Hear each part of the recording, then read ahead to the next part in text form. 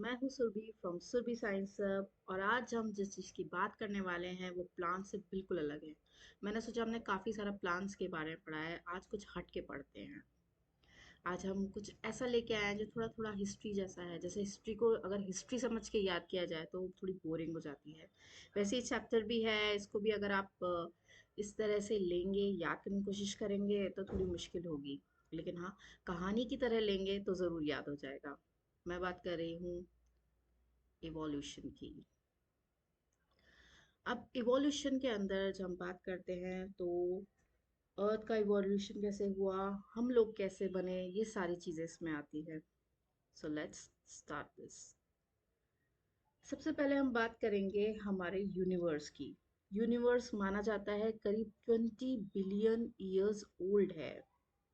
और ये सब स्टार्ट कैसे हुआ, ये माना जाता है कि पहले सारे प्लैनेट्स और जितने भी आपके स्टार्स हैं, मून है, ये सारी चीज़ें एक हुआ करती थी। और फिर हुआ एक एक्सप्लोजन, एक धमाका बहुत ज़्यादा। और उसके बाद यूनिवर्स धीरे धीरे एक्सपैंड होने लगा, टेम्परेचर धीरे धीरे नीचे जाने लगा और ये सब अलग अलग बिखर गए यूनिवर्स के अंदर। सो गैलेक्सीज बनी, जैसे हमारी मिल्की वे है जो कि अबाउट 4.5 बिलियन ईयर्स ओल्ड है। और उस टाइम पे अगर बात किया जाए एटमॉस्फेयर की, जो water vapour, methane, carbon dioxide और अमोनिया, वो मोल्टन मासेस के फॉर्म में थे सरफेस पे। एटमॉस्फेयर नाम का कुछ भी नहीं था अर्थ पे। इसके अलावा और भी बहुत सारी थ्योरीज हैं, चलिए देखते हैं। उस टाइम पे यूवी रेज ने स्प्लिट किया था वाटर को और हाइड्रोजन और ऑक्सीजन रिलीज हुई थी, जिसमें लाइटर तो पहले से एस्केप हो गई। ऑक्सीजन कंबाइन हुई अमोनिया और मीथेन के साथ, जिससे बना वाटर, कार्बन डाइऑक्साइड और अदर कंपाउंड्स। ओजोन लेयर भी बनी। और उसके बाद धीरे धीरे कूलिंग शुरू हुई, वाटर वेपर नीचे गिरने लगा। और नीचे गिरने लगा तो यानी पानी आने लगा और पानी की वजह से ओशन फॉर्म हो गए। अब ये तो हुई हमारी अर्थ की बात, लेकिन हम कैसे आए, यानी लाइफ कैसे आई, उसके ऊपर बहुत सारी थ्योरीज हैं, जिसमें सबसे इंपॉर्टेंट है पैनस्पर्मिया थ्योरी। ये वर्ड है फ्रॉम एंशियंट ग्रीक से। पैन का मतलब होता है ऑल और स्पर्मा यानी सीड्स। इनका मानना था कि जो भी लाइफ एग्जिस्ट करती है यूनिवर्स में, वो सब डिस्ट्रीब्यूटेड है स्पेस डस्ट, मीटेरॉइड्स और एस्ट्रॉइड्स के अंदर। और इसके अलावा और भी थ्योरीज आई, जैसे कि स्पॉन्टेनियस जनरेशन की थ्योरी, जिनका मानना था कि हम डिकेइंग और रॉटन मैटर से बने हैं। आई मीन जो भी लाइफ आई वो डिकेइंग और रॉटन मैटर से बनी है। इसके अलावा एक और थ्योरी आई थी और वो थी थ्योरी ऑफ बायोजेनेसिस। ये थ्योरी कहती थी कि जो भी आया है वो सब नॉन लिविंग मैटर से बने हैं हम सब। अभी आगे थोड़ा थोड़ा प्रूफ भी हुआ था, एक नया वर्जन भी आया था इसका, वो हम आगे बात करेंगे। इसके अलावा उसके बाद लुइस पैस्चर ने ये प्रूव करके दिखाया कि life comes only from pre existing life. यहाँ पर यीस्ट लिया था, यीस्ट को उन्होंने बॉईल किया और उसको जैसे ये फ्लास्क है एस शेप्ड, यहाँ पे आप फर्स्ट में देखेंगे कोई ग्रोथ नहीं थी, लेकिन जब उन्होंने उस नेक को ब्रेक कर दिया और वेट किया तो माइक्रोबियल ग्रोथ हुई। उनका मानना था कि जो डेड यीस्ट थी उसी से और यीस्ट बन गई है, तो इसलिए उन्होंने कहा कि it comes from pre existing life. इसके अलावा जो थ्योरी आई वो थी ऑपरेंट और हेल्डेन की थ्योरी। ये दोनों अलग अलग जगह के हैं, ये आपसे पूछा जा सकता है, दोनों साथ नहीं थे, एक जगह नहीं थे। जैसे ऑपरेंट रशिया से थे और हेल्डेन इंग्लैंड के थे। और उन्होंने कहा था कि the first form of life could have come from pre existing non living organic molecule. जैसे कि मैंने आपको बायोजेनेसिस की थ्योरी बताई थी कि जैसे हम नॉन लिविंग फॉर्म से बने हैं।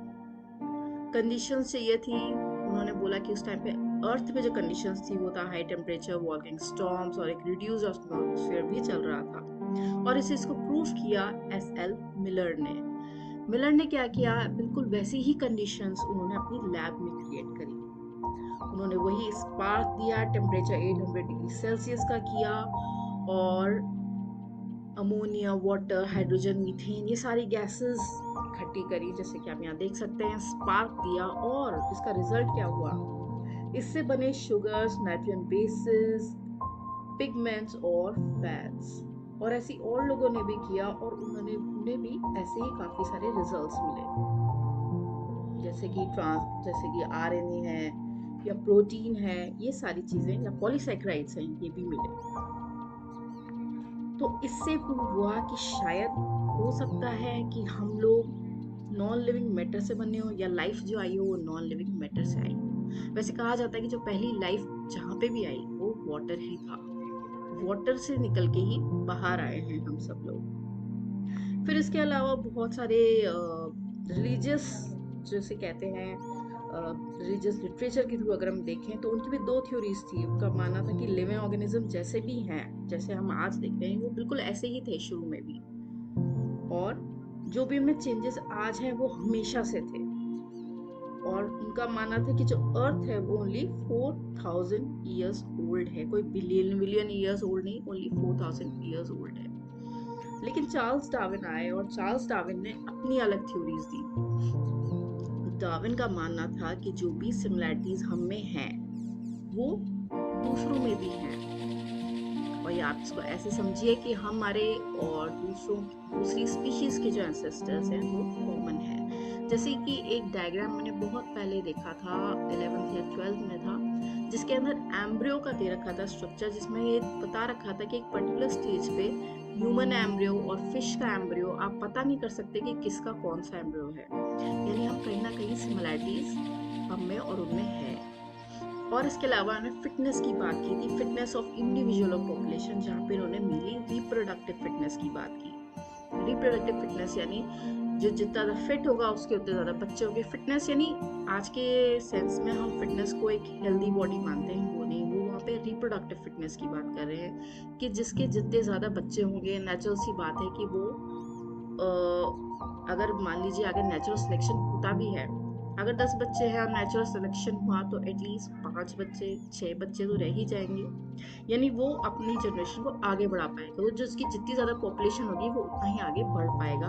और उसके अलावा नेचुरल सिलेक्शन से सर्वाइवल ऑफ द फिटेस्ट तो हो ही जाएगा। बाद में आगे पता चला कि बहुत सारे एक्सपेरिमेंट्स के बाद कि हमारी अर्थ भी बिलियन ईयर ओल्ड है, कोई 4000 ईयर्स ओल्ड नहीं है। तो इस तरह से बहुत सारी थ्योरीज आई। अब प्रॉब्लम ये होती है कि सारी थ्योरीज हैं, हमें चाहिए कुछ कॉन्क्रीट। जैसे कि कोई भी गुनाह होता है या कोई भी क्राइम होता है, हमें चाहिए होता है सबूत। तो हमें भी यहाँ सबूत चाहिए to know all these things.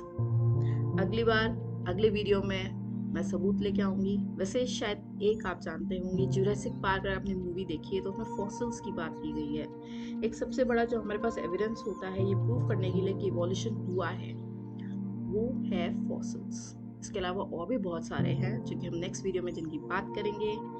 सो मेरा चैनल पसंद आया तो लाइक शेयर सब्सक्राइब कीजिएगा। मिलते हैं नेक्स्ट वीडियो में। Till then, this is Surabhi signing of.